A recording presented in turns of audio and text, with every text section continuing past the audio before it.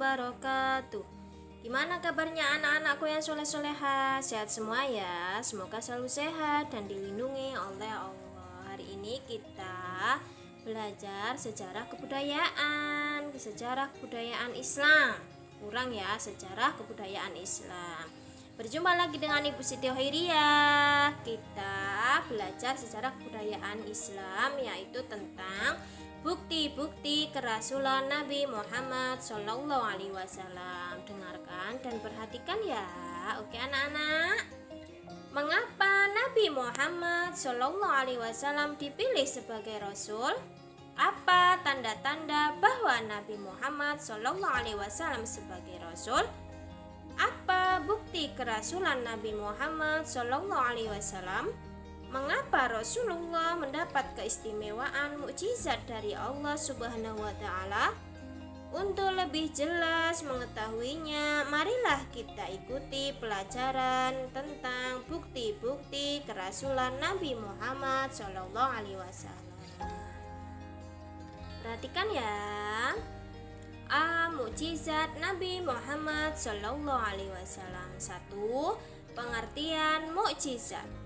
Setiap nabi dan rasul memiliki keistimewaan yang tidak dimiliki oleh orang lain.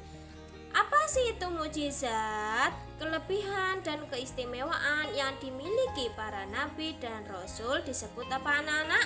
Mukjizat. Setiap nabi diberikan mukjizat oleh Allah Subhanahu wa Ta'ala. Hal itu karena setiap nabi dan rasul dalam menjalankan tugas menyebarkan ajaran Allah Subhanahu wa Ta'ala. Itu tadi anak-anak ya, pengertian mukjizat. Pasti mendapat rintangan dan tantangan dari orang-orang yang memusuhinya. Mukjizat hanya dikaruniakan kepada nabi dan rasul untuk apa? Untuk menguatkan kenabian atau sebagai bukti bahwa ia adalah benar-benar seorang nabi. Mukjizat datang atau muncul pada saat-saat yang sangat diperlukan. Misalnya, ketika Nabi Ibrahim pernah dibakar hidup-hidup oleh Raja Namrud. Siapa sih itu Raja Namrud? Nanti ya. Tetapi Nabi Ibrahim alaihissalam diselamatkan oleh Allah Subhanahu wa Ta'ala. Api yang sifatnya panas dapat membakar dan menghanguskan benda yang tersentuh olehnya. Tapi saat itu Nabi Ibrahim alaihissalam tidak merasakan hal tersebut dan selamat. 2. Macam-macam mukjizat Rasulullah Sallallahu Alaihi Wasallam. Selain terjadi pada nabi dan rasul terdahulu, kejadian luar biasa juga terjadi pada Nabi Muhammad Sallallahu Alaihi Wasallam. Beberapa peristiwa yang terjadi pada Nabi Muhammad Sallallahu Alaihi Wasallam merupakan suatu tanda akan datangnya seorang nabi akhir zaman dan juga bukti kerasulan Nabi Muhammad Sallallahu Alaihi Wasallam, baik saat menjelang kelahiran, pada malam kelahiran, saat Nabi Muhammad masih kanak-kanak, remaja, dan saat dewasa. Itu ya anak-anak ya. Mukjizat diberikan kepada para nabi dan rasul dengan maksud apa? Dengan maksud sebagai bukti bahwa dia benar-benar rasul utusan Allah Subhanahu wa Ta'ala. Mukjizat juga berguna untuk mengatasi tantangan dan cobaan, rintangan dari kaum yang menentang dan mengancam penyebaran ajaran Allah Subhanahu wa Ta'ala. Mukjizat Nabi Muhammad Sallallahu Alaihi Wasallam antara lain: nomor 1, memperbanyak makanan yang sedikit sehingga dapat dimakan oleh orang yang jumlahnya banyak. Nomor 2, dapat membelah bulan menjadi 2 bagian. Yang ketiga, perjalanan Isra Mi'raj. Yang keempat, dapat menyembuhkan berbagai penyakit hanya dengan berdoa dan mengusap sebagian yang sakit. Nomor 5, kitab Al-Quran yang merupakan mukjizat paling besar bagi Nabi Muhammad Sallallahu Alaihi Wasallam. Al-Quran akan terpelihara keasliannya sepanjang masa. Allah Subhanahu wa Ta'ala berfirman yang artinya, sesungguhnya kami telah menurunkan Al-Quran dan sesungguhnya kami tetap memeliharanya. Quran surat Al-Hijr. Itu ya anak-anak ya.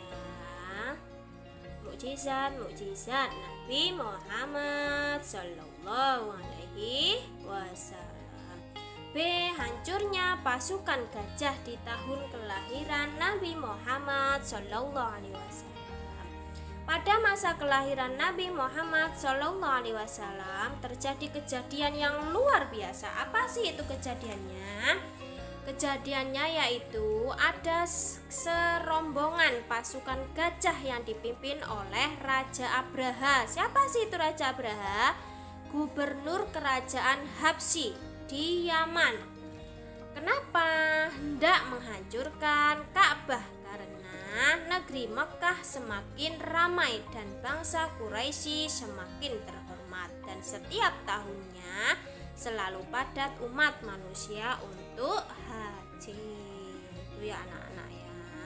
Raja Abraha marah. Ini membuat Abraha iri dan Abraha berusaha membelokkan umat manusia agar tidak lagi ke Mekah.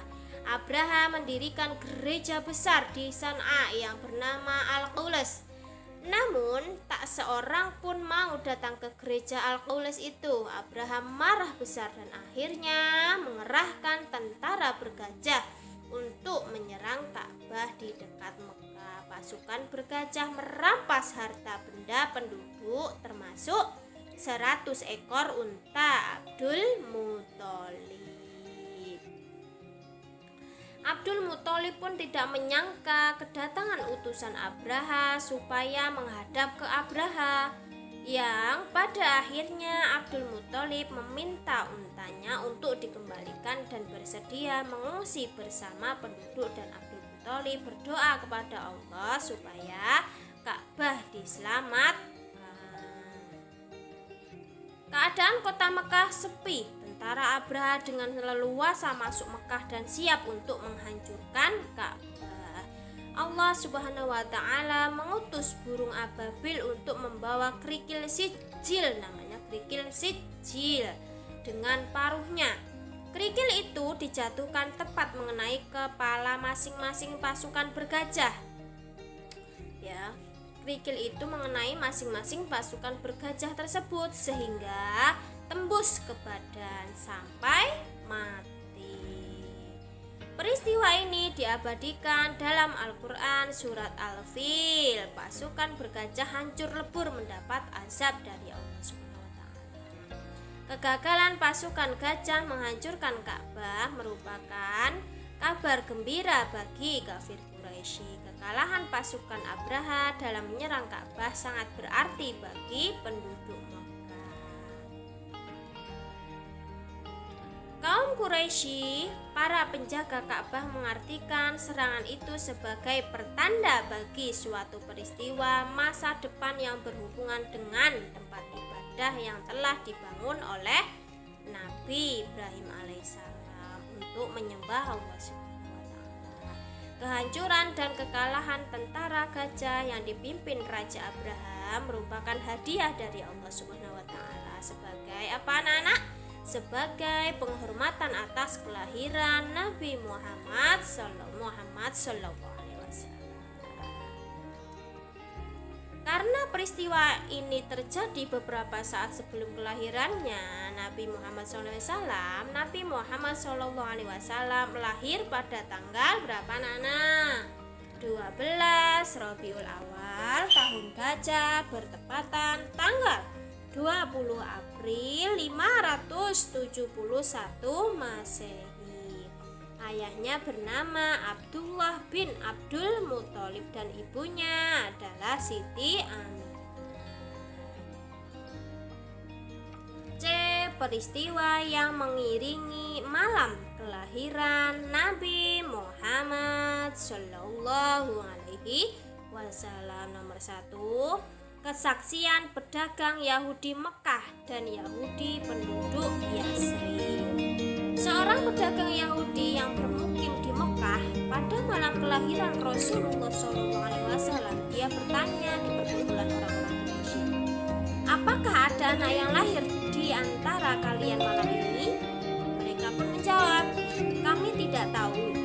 Dagang Yahudi itu menjelaskan, "Pada malam ini lahir nabi terakhir umat ini, Ahmad dalam kurung yang terpuji. Kalau kalian salah, berarti dia lahir di Palestina. Di antara dua pundaknya ada tahi lalat hitam kekuningan." Itu kata pedagang Yahudi. Setelah itu kembalilah mereka ke rumah masing-masing. Sebagian dapat kabar bahwa di malam itu lahir seorang anak dari Abdullah bin Abdul Muthalib yang diberi nama Muhammad. Berdasarkan informasi yang disampaikan oleh pedagang Yahudi, besoknya mereka bersama si Yahudi mendatangi bayi tersebut. Saat melihat tahi lalat di belakangnya, si Yahudi langsung pingsan. Setelah siuman, orang-orang Quraisy bertanya, "Ada apa denganmu? Ada apa denganmu?" Dia panik. Jawabnya, "Kenabian telah hilang dari Bani Israel. Alkitab telah lepas dari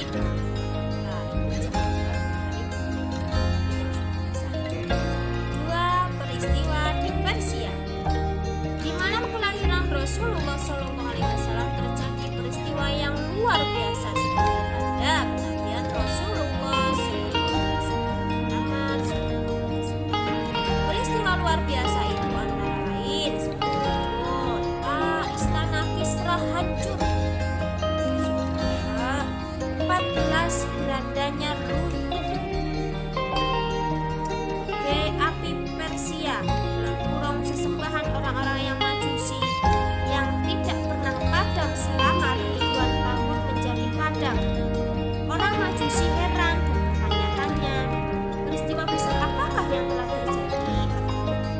Di kemudian hari barulah tersiar kabar dan mereka mengetahui bahwa padamnya api sesembahan mereka adalah tanggungan kelahiran seorang Muhammad dalam kurung pribadi yang terpuji yang sesuai ramalan sebagai seorang nabi akhir zaman.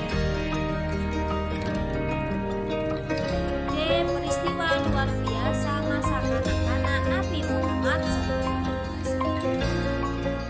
Walaupun masih kanak-kanak, Nabi Muhammad SAW kecil telah memiliki tanda-tanda bahwa beliau adalah calon nabi dan rasul. Pada masa kanak-kanak, Nabi Muhammad SAW telah menunjukkan tanda-tanda kenabian. Apa sih itu tanda-tanda kenabiannya? Ia sangat berbeda dengan anak-anak lainnya. Ketika berusia 5 bulan, Muhammad sudah bisa berjalan. Pada usia 9 bulan, Muhammad sudah bisa berbicara. Ketika berusia 2 tahun, Muhammad sudah dilepas untuk mengembala kambing bersama anak-anak Halimah. Ketika itu, kambing-kambing milik Halimah menjadi gemuk dan sehat. Malaikat Jibril mengeluarkan jantung Nabi Muhammad SAW dan menyingkirkan sebuah gumpalan